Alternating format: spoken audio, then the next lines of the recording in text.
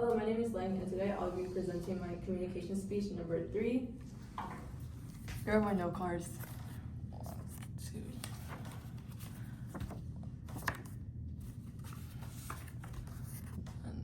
And 2. Okay. And here is my audience. Alright.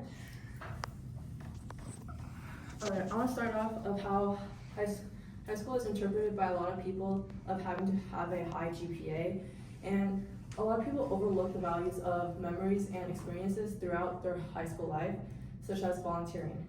I'm pretty sure most of you guys are high school students or had either graduated and probably had to go through the process of gaining your required service hours. And I myself am a senior, and I already have my 50 required service hours. But the one thing I want to talk about, the main point that I want to talk about is, despite me having my required service hours, I'm still out there volunteering, and that goes into my overall topic of how volunteering helps build character and gain experiences, which reduce the gap in youth development and educational inequality. Before I go into my solutions, the one growing problem that I want to address is how students lack the connection with their environment, and that leads to the mindset of having like, oh, I must apply to all my AP courses, or I have to attend all the advanced classes and get straight A's for that, and that undervalues the thing of volunteering. So over the course of years, educational inequality has increased, which leads to the decrease in character development. And according to the nation's report card in NAAP long-term trend assessment results, reading and mathematics, children ages from 9 have shown a decline in reaching their benchmark in reading and mathematics, and so far it has been the largest average score decline in reading since 1990 and the first ever score to decline in mathematics. A lot of this contributes because of technological developments such as the internet and young children being exposed to the internet at a young age, which increases the educational gap and restricts their learning abilities.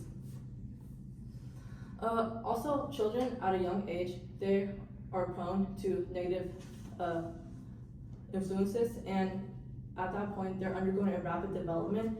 So if they're not in a healthy environment, then this can be detrimental to their physical and mental health. And according to Sudagardi in the article, the influence of parenting or building character in adolescents, they are very vulnerable to negative influences, which can contribute to antisocial behavior, drug consumption, alcohol intake, or even defying their parents. A lot of these environmental factors can contribute to a decline in their character building. And this doesn't stop at their child phase. They can also go into their adulthood, where they lack social awareness, even adopting negative characteristics such as depression, aggression, or even participating in physical activities such as crime fighting, drug abuse, or even being abusive to themselves. In face to all these problems, I want to encourage students to take the initiative to go out, and which goes into my next topic of various solutions of how they can change or address the problems. Alright, so one of my solutions is school requiring volunteering opportunities. So instead of clubs, also schools within your classes, they should take the time to be able to just go out of school just to like clean up the backyard or like around the school area. This enables people to have connections and advocate skills, and they don't have to be rewarded with money or snacks, but rewarded with the memories that they gain. And school, what they can do, they can create a photo gallery even to commemorate their service and their experiences. Another solution is outside service projects. So outside service project, what I mean by that is, instead of in school, they're going out of school to just do something for their community. This can be as simple as getting a group of friends, researching their nearest animal food shelter, and just asking if they need help setting up, cleaning up, or something like that. This can help encourage proactiveness and involvement within their community. In my source, Making a Difference, How Volunteering Impacts Individual and Connections, in Big Brother, Big Sister of Dane County Youth Mentoring, people who experience different volunteer experience are likely to adapt and adopt positive characteristics such as responsibilities and resilience, which can contribute to a positive chain reaction and help more people to get involved. Another solution is seniors teaching little ones. So a lot of seniors are going to college or graduating even, and I feel like they should leave a little something for the elementary kids. That can be like dedicating one period of time where they go to the children's classroom and teach or read a book to groups of children, which then helps them to learn how to read and experience new ways, and overall a new experience which can then lead to a continuous cycle of incoming seniors just teaching the elementary kids or something like that.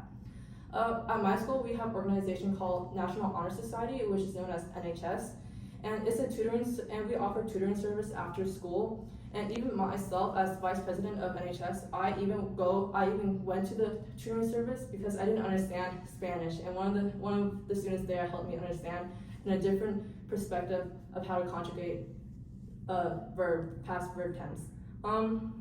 Another solution is backward learning. So instead of the teacher learning it, the student who knows the topic goes up to the classroom and learns and teach the students themselves. This allows a one-to-one interaction and also allows students to understand a new perspective instead of the teachers themselves. And it also helps the teacher not feel overwhelmed by the amount of students who need help, and can help focus on students who really need the help, the necessity of the teacher's help counsel.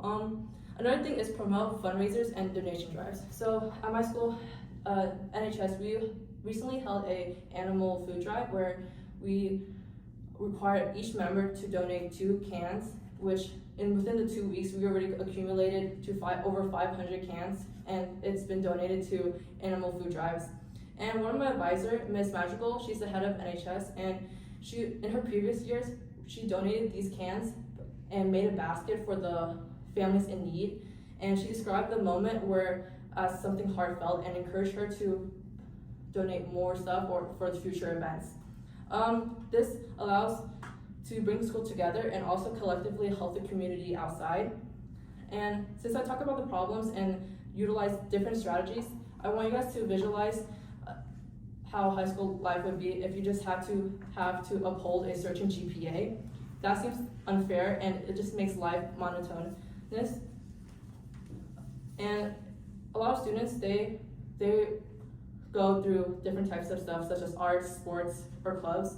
And imagine yourself, you don't have to like theater, but if you go out and help set up, you can connect with different types of people, and you're not confined in your classroom, but outside of school in different areas of arts, sports, etc. This can be simple as cleanup or setting up, which can influence your outlook on life and also from different types of people.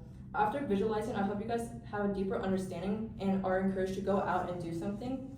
In conclusion, volunteering is undervalued and holds a significant in children's upbringing with communication, interacting, or working together.